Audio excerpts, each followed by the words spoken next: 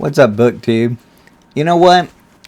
YA gets a lot of hate, and YA fantasy gets a lot of hate, and most of it is rightfully so, because to me, at least, it makes the big mistake of you have the plot revolving around the romance instead of the romance revolving around the plot, like it does in almost every other concept of book. To me, that is a flaw. That is a flaw from an author standpoint. That is a flaw from a book standpoint in a lot of ways. But I'm probably wrong. And the reason why I'm wrong is simply because there's a whole genre and people absolutely love it. Now, a lot of this genre does, like I said, take part around a lot of romance. And really, you can't have a YA story without most of the plot just being about romance. But I did find one that is the exception to the rule. Neal Shusterman's Scythe. Now, I've just read the first book in this. I actually read this book in May of this year, and I was really impressed by it. I was very impressed by it. It brings up a very interesting concept of what would happen to human beings if we no longer can die. What would society be like? What would we be like as a species if, let's say our parents and our grandparents and our great-grandparents and, so forth were all 20 years old? What would that do to the family structure? What would that do to the societal structure? What would be the point of life at that point? As someone who's growing older myself, I know my thoughts and my plans have changed the older I get. I don't know if that's growing wiser, if that's just growing just older, and just in general, you start, making some things more important than others, and one is family for me.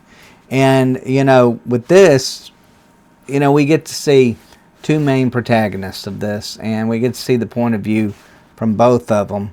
And I thought both of them did a very good job of, doing the whole teenage experience of what it's like to live in a society like this. Really, the society just is based around, since no one can die, they have to set up a system called the Scythedom, where that these individuals are given the ability to kill a certain amount of people. Like, they have a certain amount of people that they have to kill that year. It's got to be at random. It cannot be, of, a certain group, a certain, whatever, a certain class. Doesn't matter. And it's supposed to be at random. Now, sometimes that is something that is normal for it, but as you see, most sites tend to use it in the wrong way, because as we all know, human beings tend to use things in the wrong way when we get power. And even in a world where that nobody dies, you still have to face that. And I really enjoyed the protagonists of this. I thought, like I said, I thought they did a great job of really, understanding the world of from a teenager's perspective of this world that they're currently living in, like taking it in and seeing the repercussions of it, but from a teenage standpoint of it. I almost wish that it was made for older adults, and we really could get a really big insight into this world, because I really think that it would be a fun concept. It is a fun concept. It's a concept that I haven't seen very much of, really, in any amount of fantasy. But I thought overall, I was like, Shusterman isn't scared to poke at big questions. He really, truly isn't. Like the question of who is the one that decides who dies? What is the fairness in that? Can a perfect society still rot from inside? And you find out, yeah, it can. It can rot from the inside, and it will rot from the inside, and it will slowly decay over time. And, what might seem like, this perfect utopia is actually hell on earth to a certain extent. It really, truly gets to be that way, because, the meaning of life is gone. The meaning of life is gone. But overall, when it comes to Shusterman,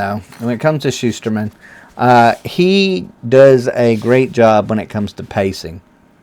And this is a 400 plus page book, but it doesn't feel that way. I probably read this book in probably about 2 weeks, if even, which is odd because I usually like to take my time with books. But this is a page turner in a lot of ways. Now, did I think that any part of it was slowed down? There was a little bit towards the end that I kind of felt like it slowed down, and that changed my rating just a tiny bit. But overall, I really thought the pacing of it was amazing. I thought the prose were great. I thought it had really intriguing world building. You know, we got to learn about some of the Scythes, some of the histories of the Scythe. You know, at the beginning of each chapter, you get like a little excerpt from like a specific Scythe of, you know, what his idea of what the Scythedom should be. It's just a really cool concept overall. But like I said, it does have its flaws. Like I said, it drags a little bit in the middle part. And the characters can sometimes feel a little flat and mechanical.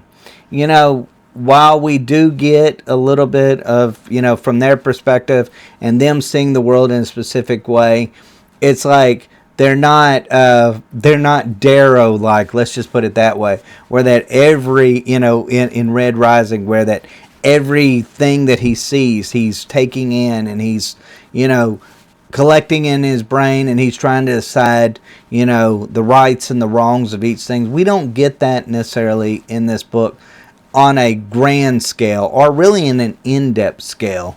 But again, it's YA. And, you know, I guess the one thing that I can really applaud it for is the romance in it is done the way it's supposed to be done, is where the romance builds into the plot, not the plot builds around the romance. And I thought that was actually a really cool way to do. And at the end of it, and I really enjoyed the way this sets up about from the middle to the end, where that there's a choice that has to be made, and it's really just one or the other, because these kids, they get picked by this Scythedom. And they get under the tutelage of I believe it's Scythe Faraday is his name, and this under this, because it's unique for there to be two of them, they actually get pitted against each other, and it's not like Hunger Games. It's not like Hunger Games where that these are, you know, they're fighting to the death, trying to kill each other. It's more of how do I almost let the other one win? And I'm not giving anything away with it. I mean, it's clear, you know, when you're just reading the book, that's literally kind of their mindsets when it comes to it. And it's kind of cool in that way, because it kind of makes you realize, well, there's still humanity left in them. And I think it's almost a little bit of, they don't quite understand what death truly is. They don't know, and well, I mean, to a certain extent, they do learn a little bit how when they do have to, you know, kill somebody in it, they do learn that it's a hard experience and it's a tragic experience. But you know, when you live in a world where that there's no tomorrow, there's no religions, there's no anything. It's just they really grapple with the idea of we're just people on this rock hurtling through space, and to a certain extent, that's the way a lot of them feel. And maybe, like I said, that specific thing could have added a little bit more depth to it if maybe there would have been some kind of like philosophical differences and changes on things. But, you know, because there wasn't that clash, technically, of, you know, let's say religion and science and, you know, the world around it, you know, kind of like what you see now in a lot of different ways. There's not really a philosophical, like, big difference. Really, truly isn't in this one. It's more of this is wrong and this is right. I really can't tell you why, though. kind of thing. Like it's and this is just book one, so maybe it'll change a little bit later on. But like I said, it does lack a little bit in emotional depth, even though there was some parts of it that really made me tear up. Like there's some deaths in it that just made me tear up because I'm like, golly, that is brutal. I mean, it can be brutal at times. It really, truly can be. And, you know, at first you don't really know where it's going. But I tell you, it has a beautiful, just well-maintained plot. Now, this is a book, don't think too much into. Don't think too much into. This is going to be a book where that you're going to, it will, the world will break if you, like, go in depth, kind of like what I like to do in books too often, because it's a world that's really just based in a very strange situation, a far-fetched situation, but a situation, you know, to be fair, I mean, a lot of this, you know, revolves around this gigantic computer that's being able to maintain this world. And, you know, living in the world of AI, I think it's a really important read. I really do. I think it's a read that maybe should even be read in school. You know, I think kids nowadays would actually get a benefit of it. But what would be my rating of it? I gave this one a 4.5 out of 5. I really dwelled on this for a while, wondering if I wanted to give this a 5 out of 5. But just because of the slower pace towards the back half of it, there were some things I wish they would have done a little bit different that caused it to not get that 5-star rating. But I could totally see how a lot of people could love this series and give it that 5 stars. And I wouldn't be bothered by that. I think maybe it deserves it. Now, I haven't read, this is a 3-part trilogy, and I've only read book 1. I look forward to reading book 2. Hopefully, in the next month or two, I can get to book 2 and finish up this series. I am looking forward to it, though. I think Neal Shusterman, I've watched a couple of YouTubers, our BookTubers, that have, like in Mike's book review, who's actually read some more things about Neal Shusterman, and he seems pleasantly excited about some of his books. So, hey, once I get through with this series, I'm probably going to go to another one of Neal Shusterman.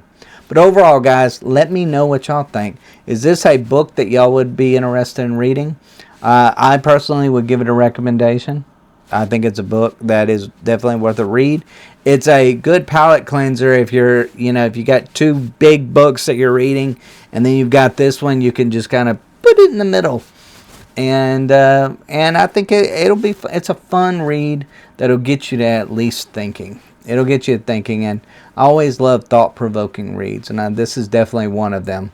But overall, guys, let me know what y'all think in the comments down below, and don't forget to subscribe if you like what I'm saying here. And as always, guys, thank y'all for watching. Take care.